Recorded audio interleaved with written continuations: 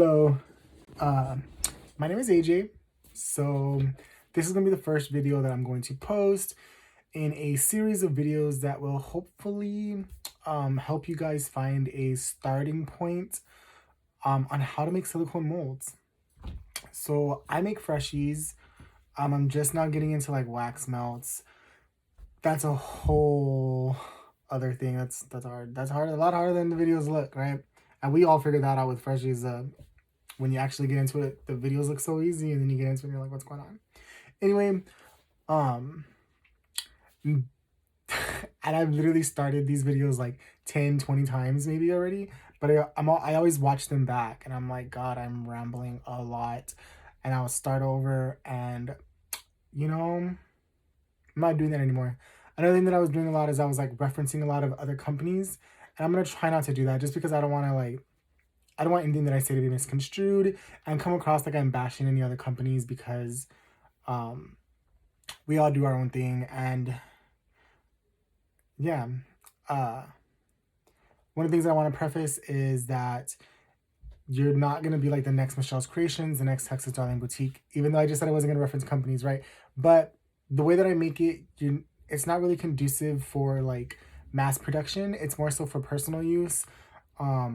Just because it's very basic stuff. Like, for instance, like a Texas, I made this one.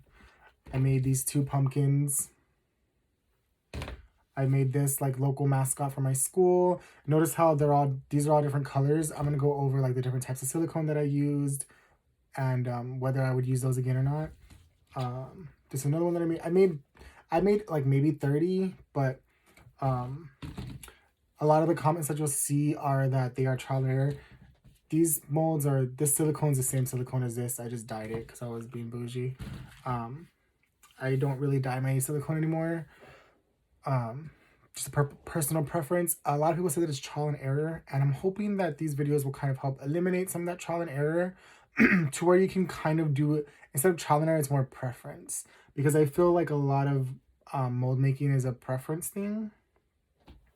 As you can see, like I like we'll call these like the walls, right? I like the walls of my molds to be a little bit thinner than you'll see in some places. That's just a personal preference thing that I've learned to like. You know what? I do have one of my old molds.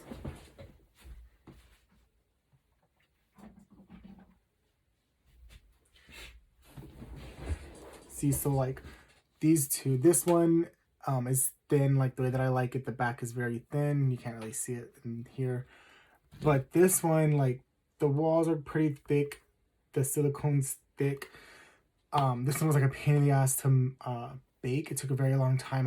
Honestly, I used this mold one time.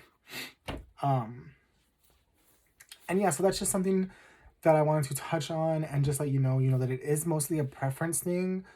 A lot of the stuff, if you are going to be mass producing them or you're planning on mass producing them, you are going to want to, of course, reach out to your potential customer base and see whether they prefer the thick sides or whether they prefer more thin sides. I've personally found this one's like my favorite mold. I probably use this one the most out of the ones that I've made. And the walls are thin. It's pretty thin. And it's held up pretty well. It was like one of the first thin ones that I made. So yeah. Basics. We do know that we make our molds by 3D printing objects. So for example, this is one of the molds that I'm going to be doing later. It's a little peep. I've already designed this, but I'm going to redesign it in the videos so that you can see me designing it. This is just so that you can get an idea of how it's going to look when I cast it in silicone. This is another one that you're going to see me design. It's like a heart, but it's also like a rose. I meant to do it for Valentine's Day, but shit happens. I might do this one. I'm not totally sure if I'm gonna do the St. Patrick's Day thing or not, but if I decide to, then I'll do it. So yeah, so another important thing to note, so this right here, this is going to be the physical format. You're gonna hear me saying a bunch of words later, and I want to try to get them all out now. That way you can know what I'm talking about later. So this is going to be what I refer to as the physical format, the 3D printed object. This outside area, the little like wall around it, in the digital format, I call this the lip. It's a lip layer. The space between the lip and the actual 3D printed object, or what the Freshie is gonna look like, I call that the dip. It's just the space between this wall and the area, the Freshie, right? So you'll have the lip, which is the wall, the dip, which is the space in between. So the dip doesn't get 3D printed, okay? The dip is the space in between. You'll see what I'm talking about later when I start working with the layers, right? The back, so like the actual shamrock, that's going to be the base layer. And then the cheetah print or leopard print, that's going to be what I call a detail layer. I really only work with 2 layers, a base and a detail layer. You'll see some mold makers, they do like 3 layers where it's like a base, a detail, and then it's like another detail. I don't know how to do that. I'm sure I could figure it out.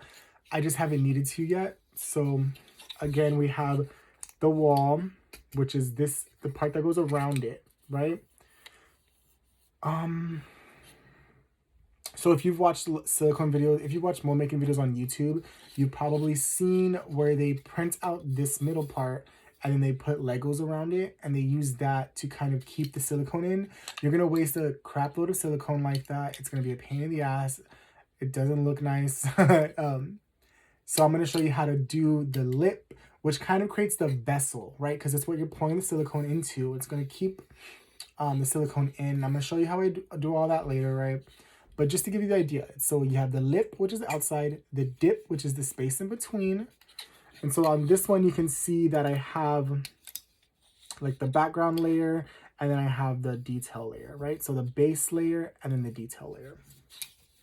And for the peep, little peep, you can see lip, dip, right? Base, and then the eyes and the nose would be the details. So yeah, so when you make your mold, the walls of your mold are the dip of your 3D printed object. And I don't feel like getting this 3D printed object out to show you. I have a smaller version of the Texas that I need to do. So let's see if that'll work. It's in 2 pieces right now. But imagine these are the same size. So the space in between, that's the walls of this, right? Of my silicone mold. And then of course, this one's just flat. Actually, there's a little bit of detail, but you're not gonna be able to see it that well. So yeah. The lip basically creates the vessel to keep the silicone in to form the walls of your silicone mold. I think that's pretty good on the verbiage that I'm going to be using when I'm creating. I'm trying to think. Another thing too that I do is I'll make videos and I'm like, oh, I should have said that in another video. So, but like I said, I'm done recording these videos like over and over and over again. What you see right now is what you're gonna get. Yeah, and if I think of something later, I'll mention it later. Another thing that I want to do is go over like materials you're going to need. So one of the important things to mention is that you are going to need a Windows laptop, at least to do it the way that I do it. You're going to need a Windows laptop. The programs that you're going to need, and by Windows. The programs that you're going to need are Adobe Photoshop, Microsoft 3D Builder, and Cura Ultimaker. So you're going to use these 3 programs. In Photoshop, you're going to create the layers. In 3D Builder, you're going to build the layers. So like you're going to layer them on top of each other, subtract. You'll see what I mean by all this later. I'm kind of wasting my time saying it now because you're not going to understand unless you're familiar with that kind of stuff, right? So, and then in Cura, all I do in Cura is I size it. I size it and I create the file that I'm going to 3D print. Yeah, so I do all of like the making the image in Microsoft 3D Builder, and then in Cura, all I'm doing is sizing it and saving the file to print it. Okay, sizing it and setting the printing parameters and stuff like that. I want to talk about materials that you're going to need to make it, like physical materials as well. Obviously, you need a 3D printer. My hair's all blah. Sorry. I get all weird with my hair when I'm nervous. You need a 3D printer. I have the Ender V3. Ender 3 V2 is what I have. I have two of them, as you can see in the back. They're 8x8, the beds, I think. I know a lot of us don't really like the larger molds. As you can see, I don't mind the larger ones. In hindsight, this one's a little too big, but it is what it is. So the 8x8 bed, you can probably get away with getting like a 5x5 bed if you like your molds to be like 4.5 by 4.5, or something like that. But yeah, we got this bigger one because my partner is the one that likes 3D printing and he wanted to do his own stuff too. And that's another thing too. I don't mind giving this information because I didn't work for it. My partner already knew how to do this, so when I started making Freshies, he was like, "Hey, I know how to make molds. Why don't we make our own molds?" So that's where I'm at. That's why I'm here. Right? So you need a 3D printer. You're going to need filament. If you don't know what filament is, it's what your 3D printer object is made of. So this is PLA. That's what I use. This is the PLA that I have. It came with I purchased it from the same company that I got my 3D printer from, Creality Ender 3 V2. That's what it's called. As you can see, PLA is not like, it's very rigid. There's no like give to it. So that's why they're in two pieces. Right now they're attached with the, but you can see how it's kind of coming up because I literally slide it off, and you'll see later. To make the one-piece molds, you're going to need like a PTU, TPU, something. It's a different type of filament, but I don't have that. And I'm sure if you have that and you're already used to doing it, then I'm also going to show you how to design a one-piece mold. But yeah, then you can do that way. But for those of you who are using PLA, I'm going to show you how to use PLA start to finish. And then I'm going to, but for those of you who will be using one pieces for TPU, it's just going to be speculation, stuff that I think would work. I'm not entirely sure, but it's like I said, this is just somewhere for you to start and hopefully get something. Hopefully you can get something out of it. Okay, so yeah, I use PLA. The silicone that I prefer, which is this dark blue one, is Smooth On Moldstar 30. And you can see I have this plate under there because it's all leaking all over the sides and stuff. Smooth On Moldstar 30. I like to get this one because it's self-gassing. I like the, I guess, elasticity. I don't know. I'm an English major and I can't pronounce that word right now. Anyway, yeah, so Smooth On Moldstar 30 is what I like. This kind of teal one, this is Smooth On Moldstar 15, I think, or 16. You'll be able to look and see which one's teal. And then this one was either 15 or 16 slow. All Smooth On. That's the only silicone brand that I've tried. Sorry, this isn't slow. This is fast.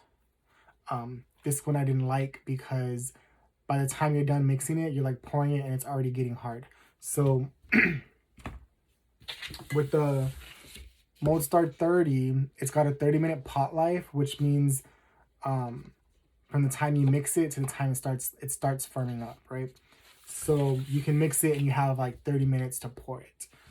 And then it cures in 6 hours. So that's after 6 hours is when you'll demold your molds.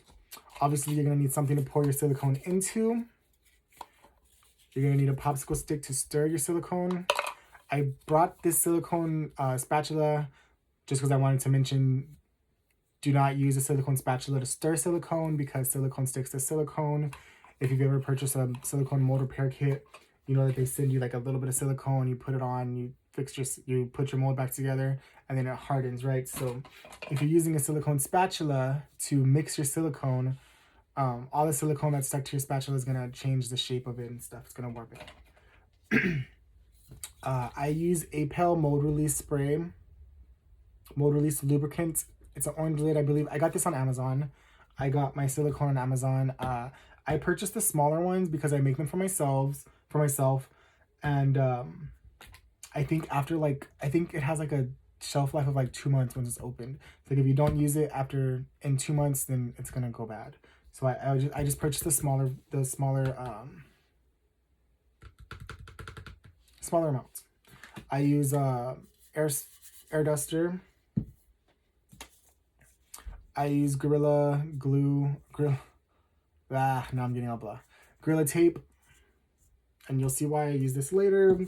Obviously, you need things like scissors, parchment paper, gloves, and all that good stuff. That's everything that I can think of that you're going to need that you might not already have.